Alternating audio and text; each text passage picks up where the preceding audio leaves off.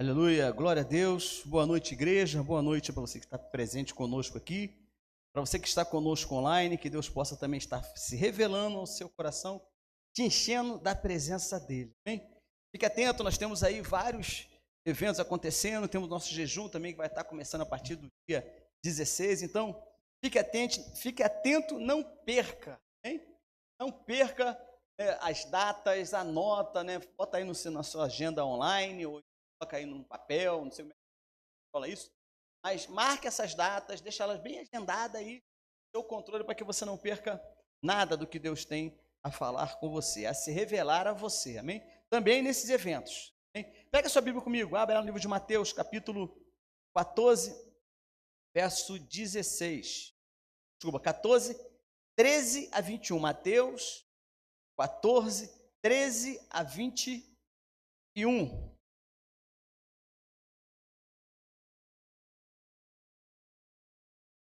Mateus, capítulo 14, verso 13 ao verso 21.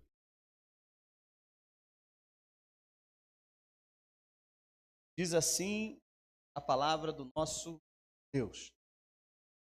Mateus 14, 13 a 21. Ouvindo o que havia ocorrido, Jesus retirou-se de barco e em particular para um lugar deserto.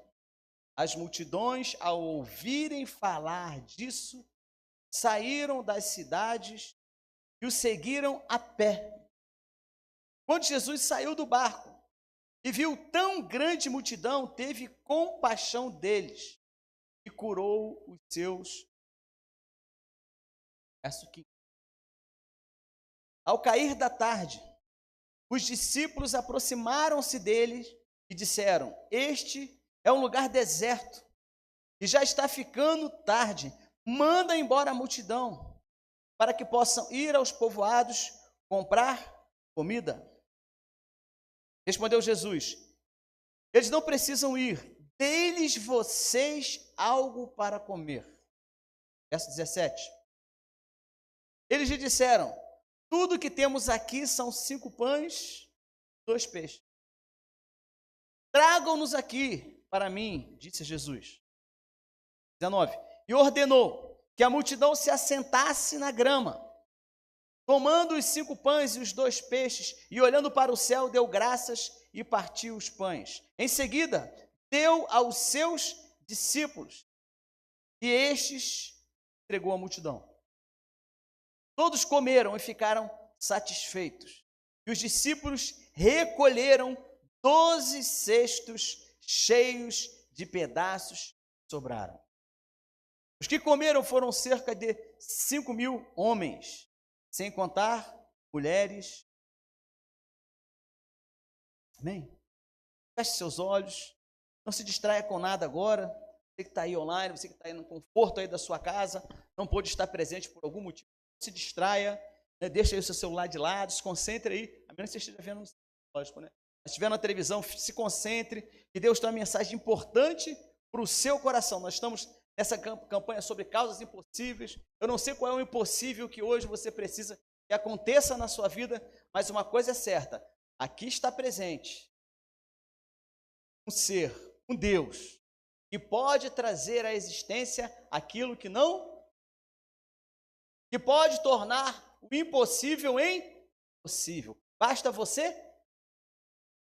Então feche seus olhos, vamos já ainda estar orando. Senhor, está diante de Ti as nossas vidas, aqui estamos, ó Pai, ó Deus, como uma grande multidão, como pessoas que precisam ouvir da Tua palavra, como pessoas, ó Pai, que necessitam, ó Deus, ouvir algo que venha, Senhor, alimentar a nossa alma, assim como esse alimento alimentou ali, ó Deus, aquelas pessoas. Precisamos receber de Ti o alimento, algo que venha ao nosso interior e traga mudança, e traga crescimento, e traga amadurecimento, e traga um milagre a qual nós temos buscado diante de Ti. Quantas e quantas pessoas talvez tenham recebido hoje, Senhor, esse convite, estejam vendo hoje pela primeira vez, estejam, Deus, ligados, ainda sem entender um pouco, mas nós cremos que o Deus do impossível pode tornar possível aquilo que nós Por isso, nos colocamos diante de Ti, nos assentamos aos Teus pés, nós pedimos a Ti, fala ao nosso coração,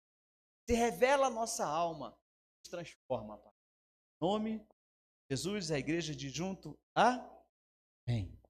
Aleluia.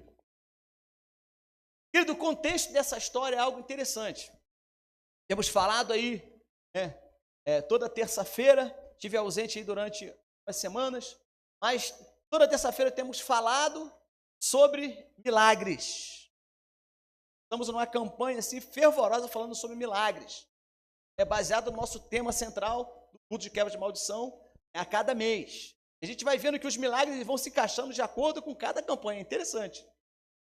Porque hoje, nesse texto que você viu, Jesus ele faz o impossível. Pegar ali 5 pães e 2 peixinhos e transformar isso em um alimento que alimentou 5.000 homens. Então, ou seja, a gente começa a entender que o milagre de Deus, ele tem não simplesmente o ato em si da alimentação. Como eu já falei em outros cultos, né?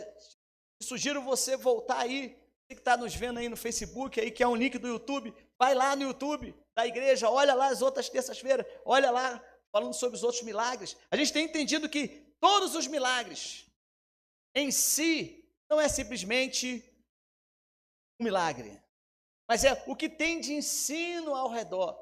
E Jesus estava fazendo agora, dando àqueles seus discípulos um novo aprendizado através desse milagre.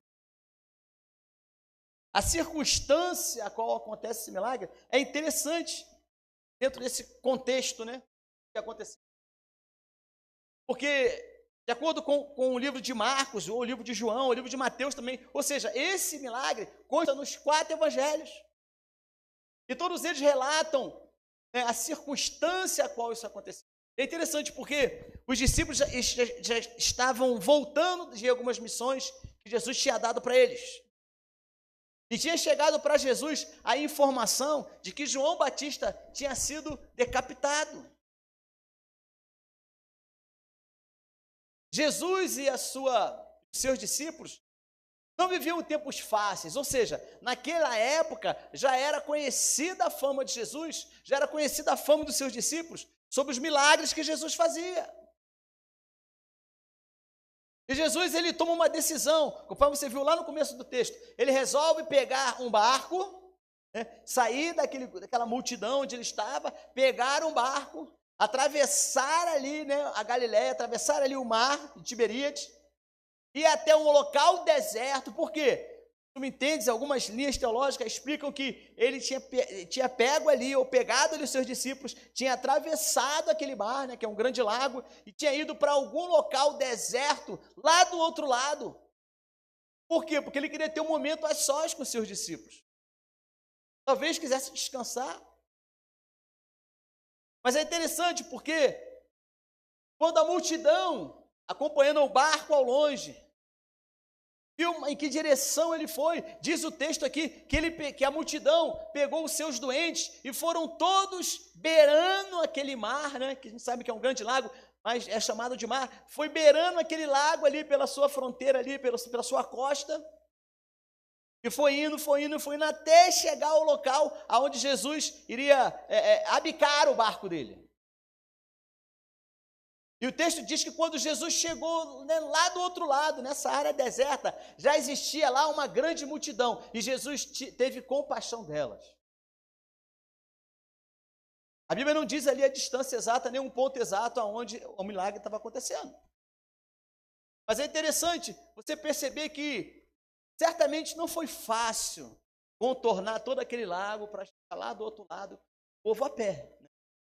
E o interessante, a pé e levando os seus doentes. A Bíblia diz que quando Jesus chegou lá, ele curou, estavam naquela multidão. As pessoas das cidades já conheciam a fama de Jesus, e todos levaram os seus doentes. E é interessante a gente começar a compreender isso, por quê? Porque o ato, né, em si, vamos falar mais sobre isso, mas eu quero, nessa parte, né, de contextualização, você compreenda bem, porque Jesus, ele teve compaixão do povo. Por quê? Não era simplesmente ter pena de alguém. É porque Jesus sabia do esforço que eles tiveram para poder caminhar aquilo tudo e chegar do outro lado. Então você que gosta de anotar, já anota aí. A sua busca incessante será o fator determinante para que você encontre o seu. Vou repetir. A sua busca incessante, igual aquele povo ali, será o fator determinante para que você encontre o seu milagre. Isso é um princípio. Por quê? Porque muitos querem colher os milagres de Deus. Então você esteja hoje em casa pensando sobre isso. A Bíblia nos ensina através desse milagre, de que a busca daquele povo incessante, passando por obstáculos, passando por pedras, passando certamente por áreas alagadiças, foram contornando até chegar no ponto onde eles olharam, fico imaginando assim, saíram daqui, foram olhando o barco lá ao longe, foram olhando no barco, e foram, até chegar no ponto lá onde o barco encostaria. Não mediram esforços, para quê? Para levar os seus doentes até aquele que podia curar. Então aprenda isso desde já. A sua busca incessante será o fator determinante para que você encontre o seu milagre. A ponto de chegar quando Jesus encosta o barco lá, primeiro sentimento que é tomado no coração de Jesus, compaixão.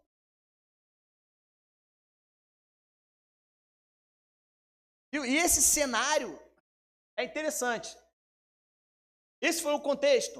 O cenário de onde acontece o milagre agora é uma beira, de um deserto. É interessante porque nós entendemos como deserto um local árido, sem recursos. E esse lugar não era diferente disso. E quando a Bíblia vai falar sobre vários desertos, Mas observa bem que você vai compreender que esse deserto, simplesmente aonde Jesus encostou o barco dele lá, não significa simplesmente um deserto físico. Mas para aquelas pessoas, porque quando você lê o literal aqui, você compreende, Jesus encostou e atravessou e estava no deserto. Mas quando você vai contextualizar e vai aplicar esse texto para a sua vida, para o seu dia a dia, deixa eu te falar uma coisa, se põe no lugar daquelas pessoas. Elas viviam os seus desertos. Talvez havia pessoas ali que não tinha mais recursos para ir no médico. Talvez existia pessoas ali que estava desacreditada pelo médico. Havia pessoas ali que talvez tinham doenças incuráveis. Então, para aquelas pessoas, a vida delas era um deserto. A vida delas era um sofrer diário, era um sofrer matinal, todo dia. Ela vivia um sofrimento. Mas ela olha e ela vê uma esperança. E a busca, como você acabou de entender agora, a busca levou ela até esse momento onde ela encontra. Então elas viviam, elas não estavam simplesmente num deserto físico. Elas estavam também em um deserto emocional, um deserto espiritual. E talvez hoje você viva isso. Talvez hoje a sua vida seja um deserto, talvez a sua garganta seca, não por falta d'água, não porque está quente demais, mas porque a sua vida emocional está destruída, porque a sua vida espiritual está destruída, que talvez o seu casamento esteja destruído, que talvez a sua vida financeira esteja destruída, e isso que aperta, que te dá secura na garganta, não é simplesmente uma falta de água. Você beberia e ficaria curado. Mas talvez seja o deserto emocional que existe. Assim como muitos daqueles que estavam aqui. O povo de Israel peregrinou pelo deserto. Davi se escondeu no deserto. Elias escolheu ir para o deserto, numa caverna. João Batista escolheu viver no deserto, a ter que caminhar com os religiosos da sua época. Jesus, ele foi tentado no deserto. Pelo deserto passavam os mercadores, né? Trazendo os mantimentos para as cidades. Ou seja, há algo em comum em todo o deserto. Em todo o deserto que você vive, existe algo em comum. Presta bem atenção nisso. Não é simplesmente a falta d'água. Anote. Deserto é o local da manifestação da providência. Repetir. Deserto é um local de manifestação da providência. Não dá para falar muito, contar toda a história do deserto. Mas pensa nos desertos dos exemplos bíblicos, das questões, dos personagens bíblicos. Foi nesses desertos que a providência de Deus aconteceu. O maná veio aonde?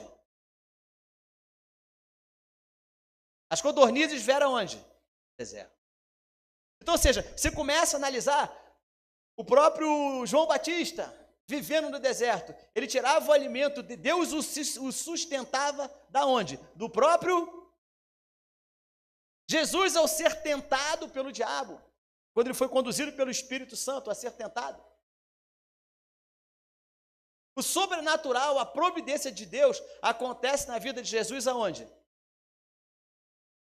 Então compreende, talvez o deserto que você esteja vivendo hoje, talvez a vida que hoje você esteja levando nesse deserto, nessa secura na sua garganta aí, significa, sabe o quê? Que esse é o local onde a providência de Deus chegará. Posso ouvir um amém? Fala amém na sua casa. Então, se você está vivendo no deserto, compreenda. O deserto é o local onde a providência de Deus acontece. Então, se você está vivendo por isso, não é para você se gabar, então eu vou continuar no deserto. Não, você deve correr atrás para sair desse deserto. Mas aquela multidão, ela caminhou todo aquele deserto, todo aquele litoral ali, desértico, para chegar naquele lugar, para encontrar o milagre dela. E eles encontraram, a ponto de Jesus ter compaixão dela. Você quer que Jesus tenha compaixão de você? Você quer que Jesus tenha compaixão de você? Você quer isso? Você quer que Jesus te olhe e fale assim, vou te curar. Eu vou resolver o seu problema. Eu vou restituir os anos consumidos pelo gafanhoto. Eu vou restaurar o seu casamento, eu vou restaurar a sua vida emocional, vou restaurar a sua saúde, vou restaurar a sua conta bancária, mas entenda, você vai ter que passar por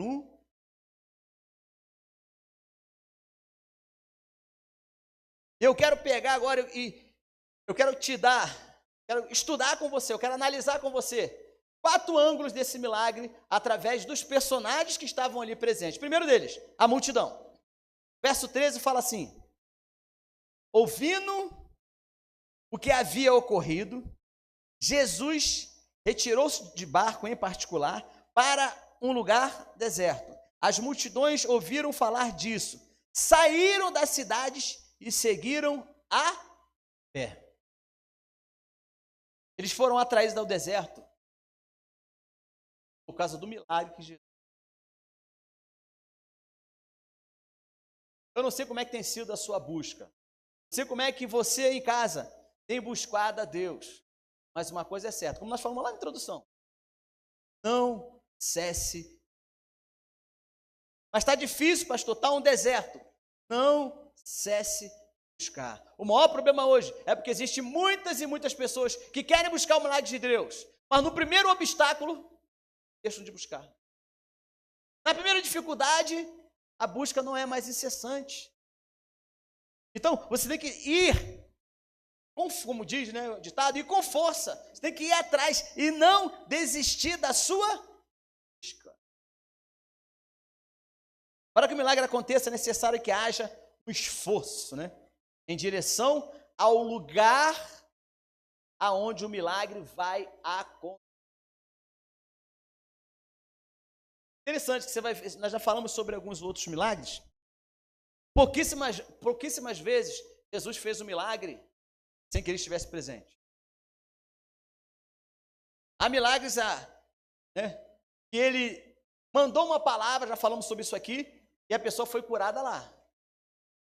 Mas em linhas gerais, as pessoas vinham até o encontro de Jesus. O que isso quer retratar para nós? A multidão, ela foi ao encontro de Jesus. Agora, deixa eu te falar, Jesus já estava lá? Lembra da história? A multidão saiu e foi esperar Jesus, aonde Jesus ia chegar. Né? Compreendeu bem isso? A multidão foi, né, das cidades, foram indo ao redor do lago e tal, e chegaram lá e ficaram certamente olhando aonde Jesus viria. Deixa eu te falar uma coisa, existe um lugar aonde você deve estar para você receber o seu milagre. Hein? Existe um lugar, vou repetir, quem tem ouvidos, ouça. Existe um lugar aonde você precisa estar. Ah, mas eu não estou vendo Jesus. Fica nessa posição. E o mestre vai encostar o barco dele pertinho de você. E vai te dar o seu milagre. Estar na posição certa sempre definirá o mover de Deus sobre a sua vida. Então, entenda isso. Segundo o olhar, então esse foi o olhar da multidão, né? Segundo o olhar de Jesus, verso 14. Quando Jesus saiu do barco e viu aquela grande multidão, teve compaixão e curou seus doentes. Verso 14, vou repetir. Quando Jesus saiu do barco e viu tão grande multidão, teve compaixão deles e curou os seus doentes. Você precisa de cura? Você que está em casa precisa de cura? Preste atenção. O esforço da multidão em romper os obstáculos para chegar perto de Jesus moveu o coração dele, a ponto dele sentir paixão.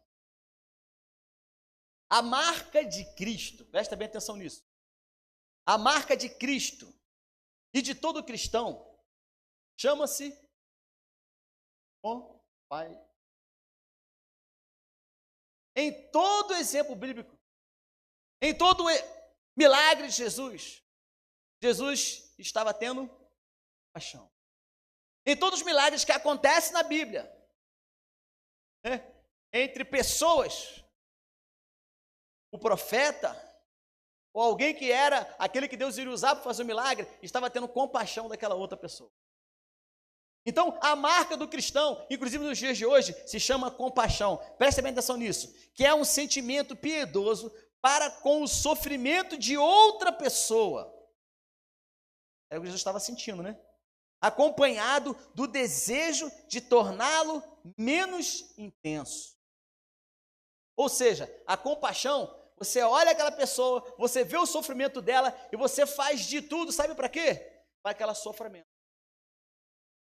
Essa compaixão que Jesus estava tendo era justamente isso. Ele olhou aquela multidão, ele viu as pessoas doentes. Eu fico imaginando, né, aquela cena. E Jesus tendo compaixão, ou seja, Jesus olhou para ele e falou assim: eu preciso fazer com que o sofrimento dessas pessoas diminua. E para isso Deus tem nos chamado. Para isso Deus tem chamado a mim e a você. Sabe para quê? Para que a marca de Cristo em nós, chamada compaixão, possa acontecer. Você não pode olhar a pessoa necessitada, a pessoa que sofre, a pessoa que está longe de Jesus e falar assim: problema dela. Isso não é uma marca de um cristão. A marca de um cristão é olhar para a pessoa e falar assim, não é ter pena, mas é fazer o possível para que aquela pessoa encontre o que você encontrou, que é a verdadeira salvação. É o ID. Então o que Jesus fez ali, tendo compaixão daquelas vidas, era dizer assim para mim e para você, e os discípulos que estavam lá, né? Olha essa multidão, olha o esforço que eles fizeram, foram incessantes. Eu vou fazer um milagre na vida deles, eu vou curar os seus doentes, aqui no versículo. E olha o que diz em Colossenses 3,12, portanto, presta atenção nisso, Colossenses 3,12. Portanto, como o povo escolhido de Deus, fala para o seu irmão assim, ó, eu e você. Você que está em casa, fala assim, ó, eu e você. Portanto, como o povo escolhido de Deus, santo e amado, revistam-se de profunda compaixão. Vou repetir. Portanto, Colossenses 3,12, portanto, como o povo escolhido de Deus, santos e amados, revistam-se de profunda compaixão. A matéria-prima para que o milagre aconteça chama-se compaixão. O que você faz para que Jesus tenha compaixão por você? Terceiro ângulo. O ângulo dos discípulos. Vimos o ângulo da multidão, vimos o ângulo de Jesus, agora o ângulo dos discípulos que estavam ali caminhando com Jesus. Verso 15. Ao cair da tarde, os discípulos aproximaram-se de Jesus e disseram: esse é um lugar deserto. Já compreendeu o que é um lugar deserto? E já está ficando tarde. Manda embora a multidão para que possa ir aos povoados comprar. Havia uma preocupação no coração daquele. Havia, diante daquela multidão, e os milagres, lembra que nós lemos, né? Os milagres dos doentes estavam ficando bons, né? Então chegou lá um monte de gente lá, acamada, carregada, e elas estavam ficando boa. E a multidão não ia embora. Foi ficando tarde, como diz o versículo, foi ficando tarde, foi ficando tarde, foi ficando tarde. Os discípulos se preocuparam com uma coisa. Sabe qual foi? Ó Jesus, manda essa galera embora aí. É o seguinte, não dá não. O livro de João é interessante porque ele fala assim, se fosse comprar pão para todo mundo, seria 200 denários. Um denário é o trabalho de um dia, daquela época, né? Então hoje, se hoje você quiser calcular quanto era um denário, é só você pegar, em média, né? Estou falando isso em média. Pegar o seu salário, dividir por 30 dias.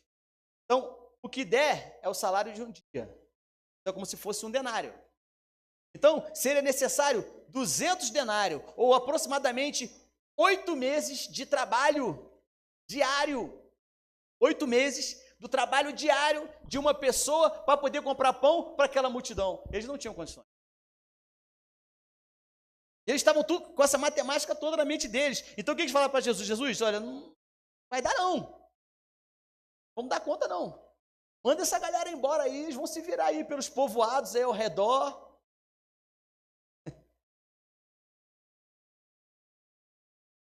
A preocupação de Jesus era diminuir o movimento da multidão. Paixão, hein?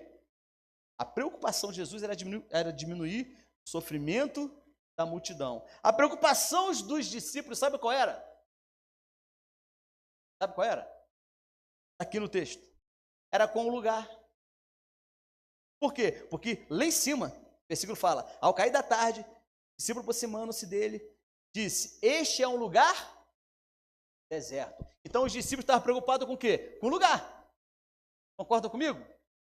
Os discípulos estavam preocupados com o quê? Falou aqui, já está ficando tarde. Então a preocupação do discípulo era com o lugar e com o tempo. Está ficando tarde. Você compreende bem isso? E existia ainda uma outra preocupação. Sabe qual era? É que eles não tinham comida. Então estavam preocupados com a quantidade de alimentos. Preste bem atenção. Olha para mim. 3 preocupações dos discípulos. Qual era? Local, o tempo e a quantidade de alimento. Compreendeu bem isso? Local, tempo e a quantidade de alimento. Repete comigo. O local, tempo e a quantidade de alimento. Essa é a nossa preocupação hoje. Não é? Olha aí as suas lutas. Você quer que Deus acelere o tempo. Deus traz logo cura. Deus faz logo milagre. Resolve logo isso para mim. Você entendeu bem isso? Jesus, olha, eu tenho pouco mantimento. Senhor, meus recursos, porque esses alimentos que representam os recursos. Meu dinheiro é pouco. Eu não tenho dinheiro para resolver as coisas. Eu tenho que pagar isso. Ai, meu Deus, tanta coisa. Ai. E o local, sabe qual é o local? Não é só a sua casa física, mas esse local representa o ambiente espiritual aonde você se inseriu. Os convites que você recebeu. A posição espiritual aonde você está. Então, ou seja, a preocupação do discípulo, sabe qual era?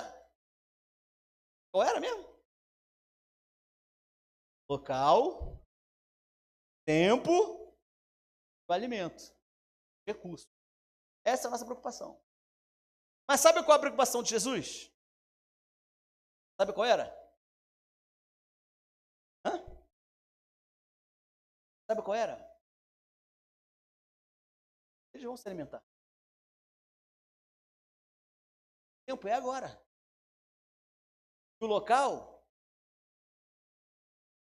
entendeu a contrariedade? A crise. Né? A preocupação do discípulo era com o lugar, com o tempo e com os recursos. O maior ponto de conflito hoje, que nós vivemos dentro de nós, é justamente esse. As nossas preocupações contra as preocupações de Deus. Você se preocupa com muita coisa que é para você. Mas Jesus, ele ensina e ele fala assim, ó, se preocupe com as minhas coisas. Busca primeiro o reino de Deus. O que vai acontecer depois? As outras coisas vão ser acrescentadas. Mas muito buscam as outras coisas para que depois busque Deus. Para que depois priorize Deus. Observa que esse texto ele é chocante. Por quê? Deixa eu traçar assim um paralelo para você entender. Lembra da história de Samuel, Davi e Eliabe? Samuel foi até a casa do pai de Davi para ungir Davi rei. Quando chegou lá, sabe o que aconteceu? Está lá em 1 Samuel 16, 6 e 7. Quando chegou Samuel, viu Eliabe e pensou, com certeza, este que é ungido do Senhor. O grande profeta teve a certeza que aquele cara era ungido. Deus fala assim, o Senhor, contudo, disse a Samuel, não considere para a sua aparência, nem a sua altura, porque eu já o rejeitei. O Senhor não vê como o homem vê a aparência, mas o Senhor vê o... Não. Jesus estava muito pouco preocupado se tinha ou não tinha alimento. Mas a preocupação do discípulo qual era? Não, mestre, está deserto, está ficando tarde, a gente não tem recurso, né? Essa era a preocupação. E Jesus como? Eu já dei alimento para eles. E eles vão comer o alimento. Sabe por quê? Porque, olha só, lembre-se que Jesus estava usando todos os acontecimentos para preparar os seus discípulos. Você que é discípulo? Ouça. Jesus estava usando o milagre para preparar os discípulos para um propósito maior. Então, ou seja, Jesus está falando para ele assim, olha, não olhe como o homem olha como Deus olha. Então, se eu estou como Deus aqui, eu vou dar um jeito. Calma, traz todo mundo para cá. Traz. Mas não pensando, quer ver? Você quer receber seu milagre hoje? Bem, você quer entender o seu milagre hoje? Então, anota aí. Quer receber seu milagre? Sua causa impossível? Anota aí. Ponha as preocupações. Falar? Pausadamente, pega. Ponha as preocupações de Jesus acima das suas.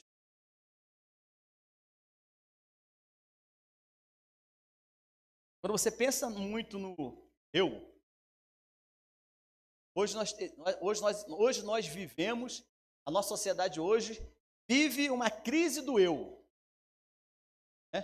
Uma crise do que eu quero, eu posso, é só para mim. Existe um narcisismo social hoje que impera na vida das pessoas. Você vê muito disso na internet. As pessoas vão em busca do seu próprio prazer, do seu próprio eu. e esquecem Deus.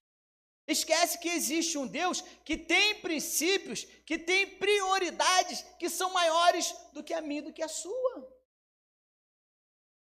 Quer antecipar seu milagre? Guerreie as causas de Deus. Olha o verso 16. Respondeu Jesus. Os discípulos queriam fazer o quê? Mandar a galera embora, não era isso? Queria mandar a galera embora, né? Mas Jesus falou assim, versículo 16. Eles não precisam... Olhem para cá. Respondeu Jesus. Eles não precisam ir. Tendes vocês algo? Pessoal, a gente rindo aqui porque já entendeu. Jesus, ele faz umas paradas com a gente assim. Eu fico imaginando, se agora você, lembra que agora você está olhando pela ótica do discípulo, né? Pensa assim, ó. Discípulos comentando entre si, né? O que ele falou? Ele falou assim, ó. Eles não precisam dar vocês para eles. Eu fico imaginando eles metendo a mão no bolso assim, ó. Tirando assim, ó. Pedro, Thiago, João. 5.000 pessoas? Gente, dá de comida. Imaginando, porque entre linhas da Bíblia, né? Fico imaginando eles conversando entre eles. Como, cara? Como é que a gente vai dar comida para essa galera toda aí? 5.000 pessoas, não tem como. Mas olha, ele falou que a gente vai dar comida. Não tem como. Olha, não tem tempo, né? Aqui é deserto e não temos recursos. Não tem como. O milagre não tem como acontecer. Só que essa matéria-prima, desse pensamento, era o que Jesus realmente queria que eles pensassem. Porque estavam sendo lapidados para algo maior. Então, deixa eu te falar uma coisa, olha bem para mim aqui. Você que está online, olha bem para mim. Se o milagre ainda não aconteceu na sua vida, é porque Deus está te lapidando para algo. Não chegou ainda, porque você não está pronto ainda. Sabe por quê? Porque Jesus está falando para você assim, ó. Se organiza. Por quê? Porque é você que precisa de alimento. Vamos correr. Os discípulos certamente ficaram perguntando, né? Como? Jesus estava ensinando seus discípulos a serem alimentadores de multidão. Como é que você vai alimentar alguém se você não tem o que dar para ela? Né? Dá para eu pensar nisso? Pastor, mas eu não tenho. Deixa eu te falar. Vamos aqui.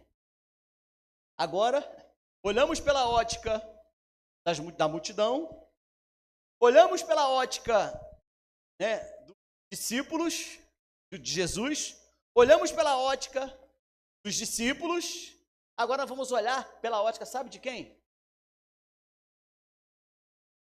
João 6,9 fala assim, aqui está um rapaz, com 5 pães e 2 peixinhos, mas para essa multidão. Montou a cena? Montou a cena? Montou. Agora, tira da cena do discípulo, entra na cena daquele jovenzinho. Chega ele com o lanche dele de um dia. Pensa em pães, não era aqueles pão grandão, né? Pois Deus, gente. Era aquelas massas de pão fatiadas, assim, pequenininha, né? Sem fermento e tal, feita na pedra, ou alguma coisa lá assim, enroladinho assim. Provavelmente alguns peixinhos bem pequenos, como uma sardinha ou algo assim, enroladinho ali em alguma coisa. Aquilo ali era o lanche que aquele jovem, o lanche para uma pessoa, durante 24 horas, era o alimento de 24 horas de uma pessoa, para ser dada para uma multidão. Então eles pegam e trazem esse jovenzinho, 5 pães e 2 peixinhos. Note, 5 pães e 2 peixinhos na mão do rapaz era um alimento para um quê? Dia. Aquele alimento era alimento para um dia. Na ótica dos discípulos, aquilo era alimento para um. Na ótica da multidão, aquilo era alimento para um. Na ótica de Jesus, aquilo era um alimento para uma multidão.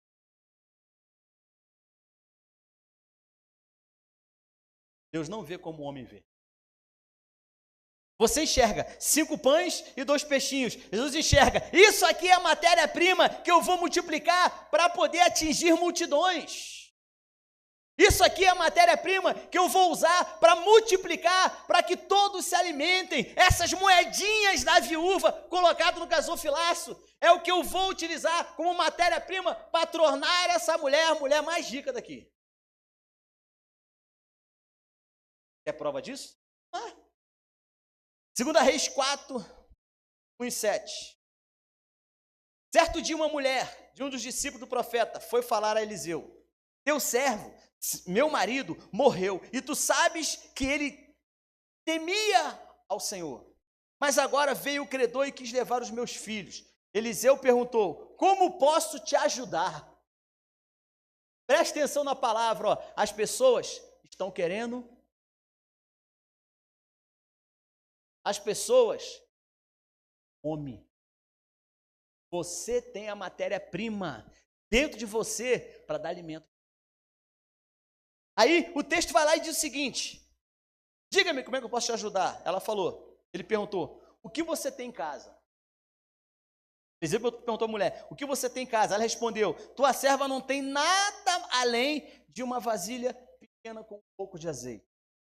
Então disse Eliseu: vá pedir emprestada vasilhas a todos os vizinhos, mas peça muitas. Depois entra em sua casa com os seus filhos, fecha a porta, derrama azeite dentro das vasilhas e vai derramando, e vai derramando, e vai derramando. O que foi acontecendo? O que foi acontecendo, igreja? O que foi acontecendo? Ela foi derramando dentro das vasilhas, as vasilhas foram enchendo, e ela foi derramando, e ela foi derramando, chegou uma hora que acabou as vasilhas. O profeta falou: pega agora um tanto dessas vasilhas, um tanto desse azeite, vai lá e paga a dívida, que tornaria os seus filhos escravos. E o que sobrou? Vive do resto. Certamente aquela mulher se tornou uma mulher com muitos recursos. Sabe por quê? Porque a matéria-prima dela era o quê? Um pouquinho de azeite. Você entendeu bem isso? 5 pães e 2 peixinhos. Jesus pega aquele pouquinho que você tem e transforma no muito, desde que você faça o quê? Sabe o seu amigo do trabalho? É uma multidão. Sabe aquela pessoa que é seu vizinho? Ele é uma multidão. Sabe o seu parente? É uma multidão. Sabe aquele seu amigo no Facebook? Você manda um monte de corrente para ele, mas não manda uma palavra de Deus? Essa pessoa é uma multidão. Ou talvez você que esteja enxergando, esteja se sentindo como uma multidão, como aquele que precisa. O suficiente para fazer aquela mulher pagar sua dívida fez com que depois ela sobrasse. Repita assim após mim: a matéria-prima, com força, a matéria-prima do meu milagre já existe dentro de mim. Repita: a matéria-prima da minha multiplicação, de novo, a matéria-prima da minha multiplicação já existe dentro de mim. Sabe por que você não multiplica? Sabe por que você não cresce? Sabe por que sua vida não vai para frente? É usar um pouquinho do azeite que você tem só para você. Não é para você, é para a multidão. Não é para comer os 5 pães e 2 peixinhos. É para distribuir para a multidão. Sabe por quê? Vamos embora terminar aqui. Você toma posse disso, amém? Conclusão, verso 19. E ordenou que a multidão se assentasse. Tomou os 5 pães e 2 peixinhos, olhou para o céu, deu graça, partiu os pães, em seguida deu para quem? Agora você vai ter que me... Deu para quem? Abre aí sua Bíblia aí. Verso 20. Não, verso 19. É 19 isso aqui? É, está aqui. Pode colar aqui. Ordenou que a multidão se assentasse na grama, tomando os 5 pães e 2 peixinhos, e olhando para o céu, deu graças, partiu o pão, em seguida deu para quem? Deu para quem? Mas não era para a multidão? A multiplicação do pouquinho que tinha não era para a multidão? Mas ele deu para quem? Deu para quem? Quem ganha primeiro? Para quê? Por que eles ganharam primeiro? Porque a partir deles chegou na... quando você tem um coração de discípulo, Deus entrega na sua mão, para que você leve para a multidão. O problema é que muitos recebem na mão, mas ficam para si. Narcisismo social. Se Jesus tem te dado, sabe para que é? É para você usar com a multidão. A cena, né? Dando com o texto aqui rápido, a cena foi a seguinte: olha, Jesus pegou ali 5 pães, garotinho, né? E pegou assim, arruma, por favor, 12 cestos. Foram lá, pegaram 12 cestos, Jesus deu um cesto para cada discípulo. Eu fico imaginando algo mais ou menos assim, um discípulo aqui, com um cesto aqui, e aquela multidão, né? Para poder pegar. Ou, como diz lá em João, separando em grupo de 50 e grupo de 100. E um discípulo, está aqui, um discípulo pegava, ia lá e dava a um grupo de pessoas. Aí, um outro discípulo ia lá com aquela quantidade que as pessoas pegavam e aparecia de novo, e eles pegavam e aparecia de novo, à medida que a vasilha ia sendo esvaziada. Quando ela começava a esvaziar, ela enchia de novo, o azeite ia acabando, ele enchia de novo, o peixe ia acabando, aparecia mais, o pão ia acabando, aparecia mais. Nunca mais vai faltar nada na sua casa. Sabe por quê? Porque você está utilizando o que você tem para poder atingir corações. Eu não quero que você pegue seu dinheiro todo hoje e saia dando aí para as pessoas que são humildes, não. Você entendeu bem isso? Você compreendeu que isso é uma posição espiritual que você precisa estar. Essa posição de discípulo era uma posição espiritual. Jesus estava ensinando para eles o seguinte: olha, esse é o princípio da multiplicação. Eu vou dar para vocês, para você dar aos outros. E de fazer?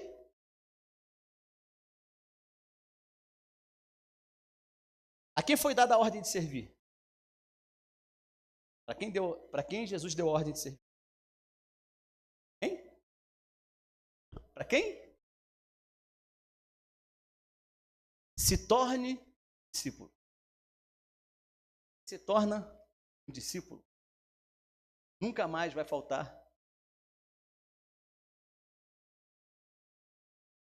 Desde que você compreenda que o que Deus tem te dado é para você ir. Por que pão? Por que peixe? O pão, ele representava o alimento vivo que desceu do céu. Aquele pão multiplicado representava o próprio corpo de Cristo na vida dos discípulos. Então os discípulos responderam, receberam o corpo de Cristo para distribuir. Interessante. Mas tem pessoas que é só para elas. Fala assim, eu não. O peixe, ele representava a identidade de Cristo. O peixe representava ali ou o nome que eles receberiam depois do milagre. E é interessante, por quê? Porque no final sobraram quantos cestos? Quantos cestos sobraram? Quantos cestos sobraram? 10, 12, quem ainda mais? É só, gente. Ou o